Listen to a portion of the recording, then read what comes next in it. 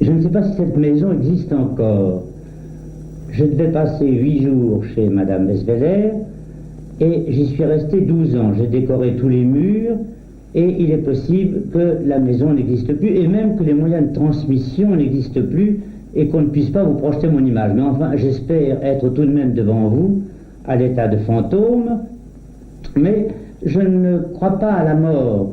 Je ne crois pas à la mort parce que la mort est une des formes de la vie et j'estime que saint Augustin n'était pas stupide lorsqu'il disait qu'un homme était tout à fait un demeuré s'il croyait aux antipodes.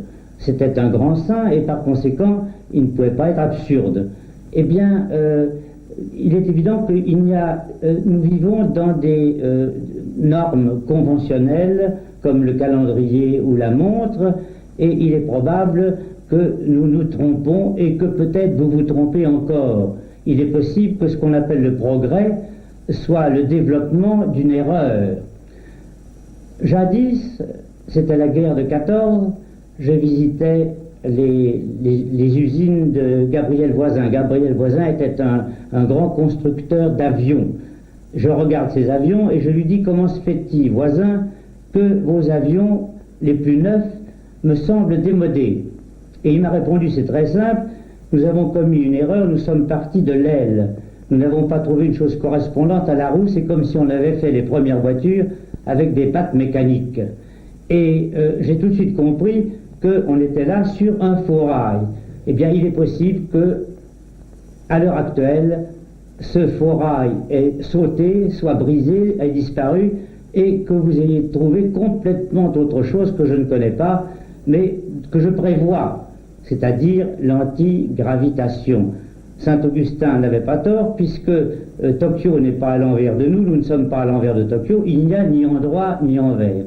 Et quand Burckhardt estime qu'on ne devrait pas s'envoler mais tomber, il avait raison, étant donné que peut-être vous avez découvert, comme les Incas jadis, un or ou un métal inconnu qui est à la fois, qui paraît très léger, mais qui est en somme très lourd et qui échappe à la gravitation, et qu'au lieu de s'envoler, vous êtes en train, les jeunes gens que je suis en train de regarder en face, au lieu de s'envoler, tombent. C'est-à-dire que l'antigravitation consiste à tomber au lieu de s'envoler. Et voilà le problème. À l'heure actuelle, nous nous arrachons encore du sol avec des appareils très compliqués, tout cela coûte très cher. On est en train de me prendre avec un appareil qui se trouve souvent en proie à des accidents techniques. Je ne sais pas ce qui se passe maintenant, mais j'ai l'impression que votre jeunesse n'est plus comme la nôtre, assise entre deux chaises. Notre jeunesse est assise entre deux chaises car elle n'a pas connu la grande époque qu'on appelait l'époque héroïque de Montparnasse, elle n'a pas connu ma civilisation, la civilisation que j'ai connue, et nous sommes encore des apprentis robots. J'espère du reste que vous n'êtes pas devenus des robots et qu'au contraire, vous serez très humanisés. C'est ça mon espoir. Mais je ne sais pas du tout qui vous êtes, ce que vous pensez, ce que vous faites. Je ne sais pas la danse que vous dansez. À l'heure actuelle, la danse qu'on danse s'appelle le twist. Vous n'en avez peut-être jamais entendu parler et vous avez certainement une danse nouvelle. Mais ici, c'est le domaine de la frivolité. Il y a sur notre côte d'Azur, il y a le bord et l'arrière-pays. C'est-à-dire que on parle toujours, les journalistes parlent toujours de Nice, de Cannes, de Saint-Tropez, de Juan-les-Pins, et puis dès qu'on s'enfonce un peu dans l'arrière-pays, c'est magnifique, et il n'y a pas encore cette espèce d'espéranto architectural qui est encore une erreur de notre époque, qui ne sera peut-être pas l'erreur de la vôtre, c'est-à-dire que partout on construit la même maison et on ne s'occupe plus des climats et des conditions atmosphériques ou du paysage. Eh bien, si vous avez maintenant rompu avec cet espéranto architectural, j'espère que vous avez des maisons qui peuvent émouvoir au lieu d'être simplement des prisons dans lesquelles on vous enferme ou des casernes dans lesquelles on vous parque. Actuellement, je vous l'ai dit, la jeunesse est entre deux chaises. Elle a perdu cette humanité qui était la nôtre et elle n'est pas encore robotique. Et c'est pourquoi on accuse toujours les jeunes d'être très tristes, d'être très inquiets. C'est tout à fait normal. Vous connaissez certainement le grand peintre qui s'appelle Picasso, et Picasso me disait, on met très longtemps à devenir jeune. Et il avait raison en ce sens qu'un jeune ne connaît pas encore la route, il se demande où il va aller, s'il va aller à droite ou à gauche, il est inquiet, il est donc vieux. Et puis peu à peu, on prend sa route, on ne fait plus d'autostop, je ne sais pas si ce mot a encore un sens chez vous. Chez nous, voilà ce que c'est, on se met au bord de la route, on fait un signe et on s'embarque dans une voiture qui n'est pas la sienne et dans une vitesse qui n'est pas la sienne. Les jeunes gens disent je vais très vite, mais ils ne vont pas vite car ils sont dans une voiture qui n'est pas la leur. Eh bien, il est possible que tout ça n'existe plus, il est possible que les voitures n'existent plus, que maintenant vous glissiez un peu plus haut que les routes, peut-être même qu'il n'y a plus de voitures, peut-être qu'il y a encore des voitures, je n'en sais rien. Mais toujours est-il que j'ai grand espoir dans cette dégravitation. On vient de découvrir chez les Incas une porte qui s'appelle la porte du soleil.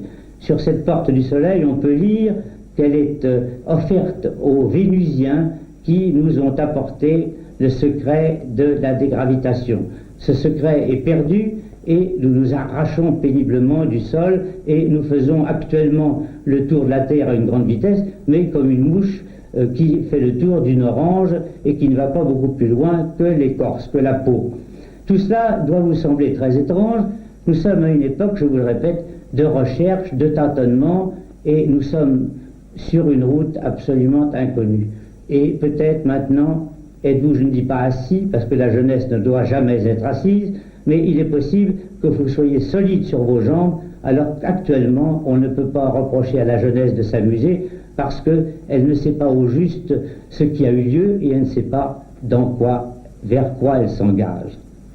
J'ai toujours préféré la mythologie à l'histoire, parce que l'histoire est faite de vérités qui deviennent à la longue des mensonges, et que la mythologie est faite de mensonges qui deviennent à la longue des vérités. Et si j'ai la chance de vivre encore dans vos esprits, c'est sous une forme mythologique. Et je vais vous expliquer pourquoi. Qu'est-ce que c'est qu'un poète? Et par poète, j'entends aussi bien un peintre, un musicien, et surtout ou un sculpteur, ou un architecte, ou n'importe qui. Mais il ne faut jamais confondre ce qui est poétique et la poésie.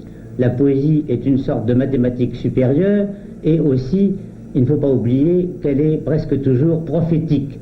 Il y a chez le poète un prophète.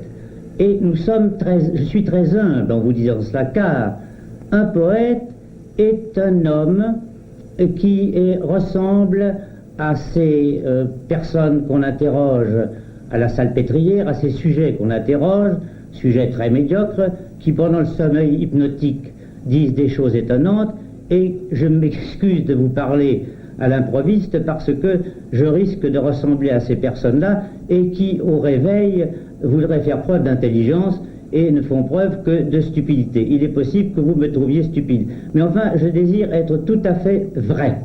Eh bien, le poète est, en quelque sorte, la main-d'œuvre d'un moi plus profond que lui-même et qu'il connaît très mal, de forces mystérieuses qu'il habite et qu'il connaît très mal. Je me permets même de dire d'un schizophrène qui nous habite tous, dont les grandes personnes ont honte, presque toujours, dont toute une partie de l'humanité a honte, et dont les héros, les enfants et les poètes n'ont pas honte. Ils sont les intermédiaires entre ce schizophrène et l'extérieur, et ils essayent de le rendre viable. Voilà exactement ce que c'est que le poète. Et on m'a fabriqué, moi, un personnage que je ne suis pas, un personnage de légende, qui ne me ressemble pas, mais qui me protège en quelque sorte, puisque je ne voudrais pas ce personnage lui serrer la main. Mais il me protège comme quand Don Juan déguise son domestique pour qu'il reçoive les coups à sa place. Eh bien, quand je suis roué de coups, brûlé en place publique, ce n'est pas moi qu'on a roué de coups, et c'est pas moi qu'on a brûlé en place publique. Et ce personnage intérieur qui m'habite est un personnage totalement intemporel et que je connais, je vous le répète, extrêmement mal. Donc, je ne suis pas responsable de ce que je suis en train de vous dire, je ne suis pas responsable de mes poèmes, je ne suis qu'un intermédiaire, qu'un médium et qu'une main-d'œuvre. Et tous les poètes sont des médiums et des main-d'œuvre de cette force mystérieuse qui les habite. Par conséquent, j'ai du mal à vous en parler, mais je ne me vante pas, je ne parle pas d'inspiration. L'inspiration ne nous arrive pas de quelque ciel. L'inspiration devrait s'appeler l'expiration.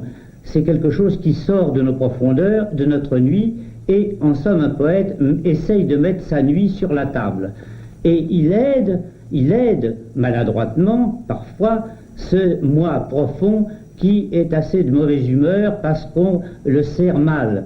Et c'est ce moi qui essaye de vous parler maintenant par ma bouche, mais mal, puisque je vous le répète, je ne suis pas ce moi-là, je le suis sans l'être. C'est-à-dire que de notre naissance à notre mort, nous sommes un cortège d'autres, nous sommes toujours des autres. J'ai fait ici sur la côte la chapelle de Villefranche-sur-Mer, peut-être qu'elle existe encore, peut-être que vous la connaissez, peut-être qu'elle n'existe plus, mais cette chapelle de Villefranche est l'œuvre d'un intermédiaire, je vous le répète. Et cette chapelle de Villefranche, je me suis enfermé pendant 2 ans dans cette chapelle, je l'ai peinte comme un pharaon qui peindrait son propre sarcophage, et j'étais, c'est pourquoi je n'ai pas honte de vous parler, déjà mort quand j'ai peint cette chapelle, puisque je n'étais pour ainsi dire pas là. J'étais simplement un ouvrier qui monte sur des échelles ou qui monte sur des estrades, sur des praticables.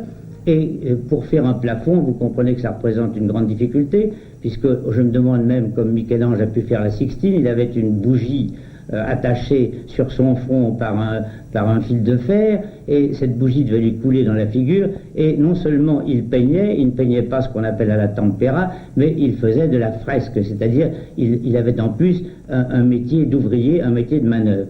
Eh bien, dans ce moment-ci, c'est un manœuvre qui vous parle.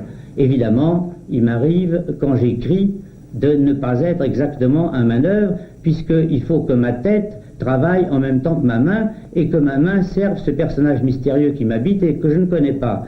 Mais je me repose souvent par des travaux plastiques. C'est-à-dire que je peins des murs, souvent on se demande pourquoi j'ai peint des chapelles, c'est parce que j'ai besoin de murs et que je n'en trouve pas ailleurs, sauf dans un immeuble qui n'existe peut-être plus maintenant, qui est à l'heure actuelle la salle des mariages de Menton, qui n'est pas une chapelle, mais généralement ce sont des murs dont j'ai besoin pour me reposer. Les gens croient que je me fatigue, non, parce que ce sont mes mains qui travaillent, ce sont mes mains qui deviennent intelligentes, ou si vous voulez, géniales, puisqu'on s'est trompé sur le mot génie. On croit toujours que le mot génie est un mot qu'il ne faut pas employer, et que le génie n'appartient qu'à Goethe, qu'à Victor Hugo, qu'à Shakespeare, non.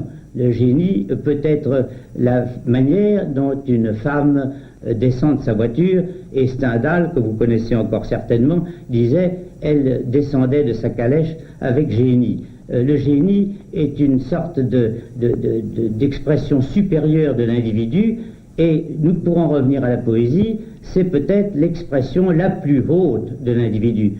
Par conséquent, il est possible, si vous lisez encore mes livres, si vous lisez encore mes poèmes, que ces poèmes qui paraissent aujourd'hui très obscurs et incompréhensibles à mes contemporains et à mes compatriotes, vous soient devenus beaucoup plus ouverts, se soient ouverts à la longue, et que vous me lisiez, si vous me lisiez encore, avec beaucoup de facilité, alors qu'aujourd'hui, j'ai l'air de parler une langue inconnue. Et c'est en effet une langue inconnue, puisque il faut l'apprendre.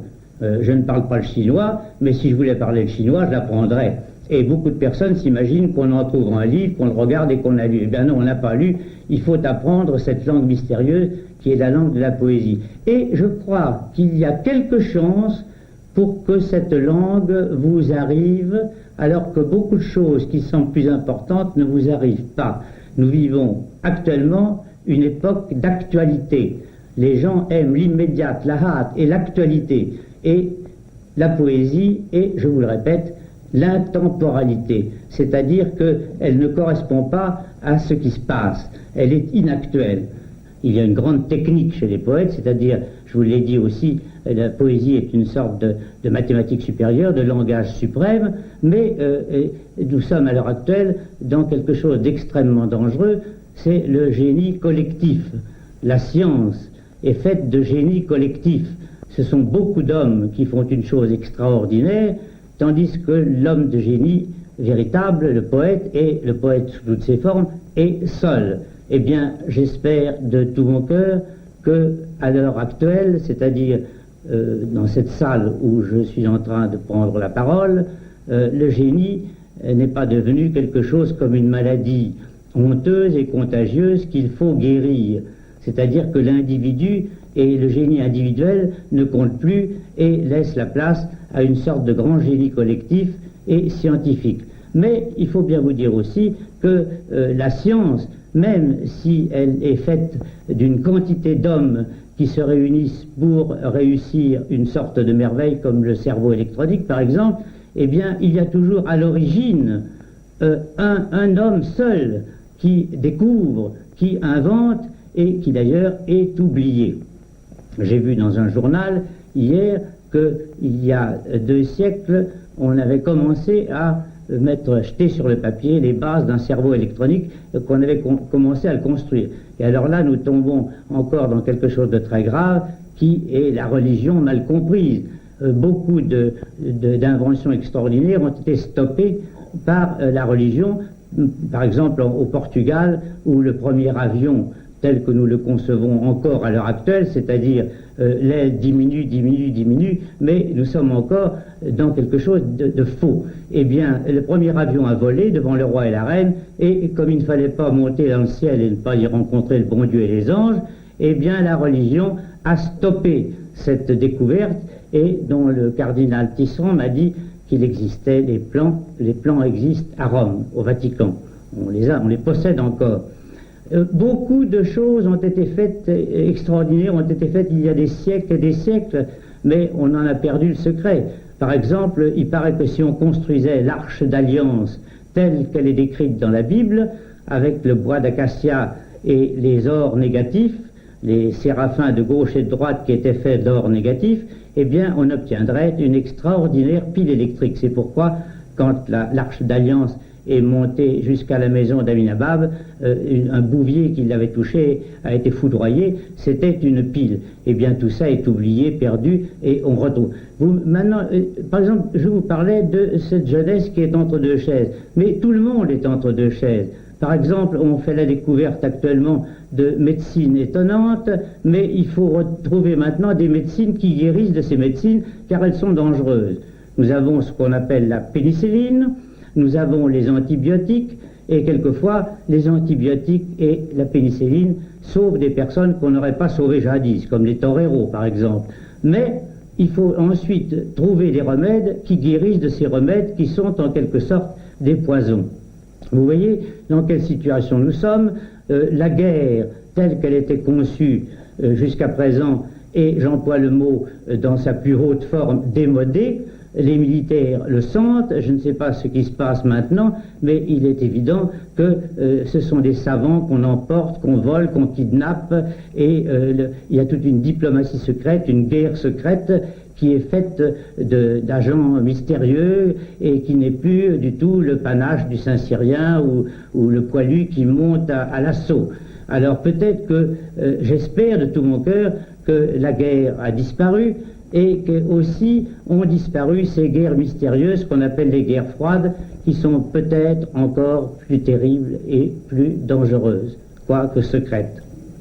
Beaucoup d'hommes s'imaginent qu'on peut s'accrocher à de vieilles politiques, d'autres voient trop loin et perdent le sens de l'actualité. Et nous avons à l'heure actuelle à la tête de la France un homme qui voit très loin, mais il devrait avoir autour de lui des hommes qui voient dans l'immédiat. Et c'est très difficile de joindre les 2 bouts, et il est possible que notre politique actuelle vous apparaisse comme quelque chose d'absolument incompréhensible, puisqu'elle l'est déjà presque pour nous. L'académie est un fantasme aussi, n'est-ce pas? Il faut vous dire encore une chose extrêmement délicate, je ne me gêne pas parce que je ne suis plus là pour recevoir la raclée. Il est évident que les honneurs, ce qu'on appelle les honneurs, les récompenses, la distribution de prix, eh bien tout cela est, j'appellerais tout cela des punitions, je ne sais pas quel terme employer, mettons transcendantes. des punitions transcendantes. Brummel, vous connaissez peut-être encore le nom de Brummel, c'était un célèbre dandy d'Angleterre, et un jour, qu'un jeune homme le félicitait pour son élégance aux courses d'Epsom, il répondit à ce jeune homme: je ne pouvais pas être élégant puisque vous m'avez remarqué. Eh bien, voilà une parole que, en quittant le domaine de la frivolité, pourrait répondre à un jeune homme qui questionne, un poète ou un savant. L'homme remarquable doit se rendre invisible. Et si on lui donne une récompense, si on le décore de la Légion d'honneur, si on le fait entrer à l'Académie, je fais partie de l'Académie française, de l'Académie belge, de l'Académie américaine, de l'Académie allemande, de l'Académie de l'Uruguay, je suis docteur honoris causa à Oxford tout en parlant à peine l'anglais, tout ça, et ce sont des récompenses qu'il faut accepter tête basse, parce que ce sont des espèces de punitions transcendantes. C'est qu'on s'est laissé voir. On a laissé voir le bout de son oreille, et il ne le faudrait pas. Je vais vous citer le mot d'un musicien, je ne sais pas s'il est arrivé jusqu'à vous, c'est un très grand musicien qui a passé pour un plaisantin et qui ne l'était pas, parce que pour lutter contre le sublime, il donnait à ses musiques des titres assez cocasses. C'était Éric Satie. Eh bien, à propos de Maurice Ravel, qui avait refusé la Légion d'honneur, il disait: l'essentiel n'est pas de refuser la Légion d'honneur, encore faut-il ne pas l'avoir méritée. Et il disait d'un autre homme: il refuse la Légion d'honneur, mais toute son œuvre l'accepte. J'espère que toutes ces fariboles, tous ces crachats que les hommes portent le soir sur leur habit, et que toutes ces fanfreluches de l'art ont disparu, et que maintenant vous êtes une jeunesse grave et attentive.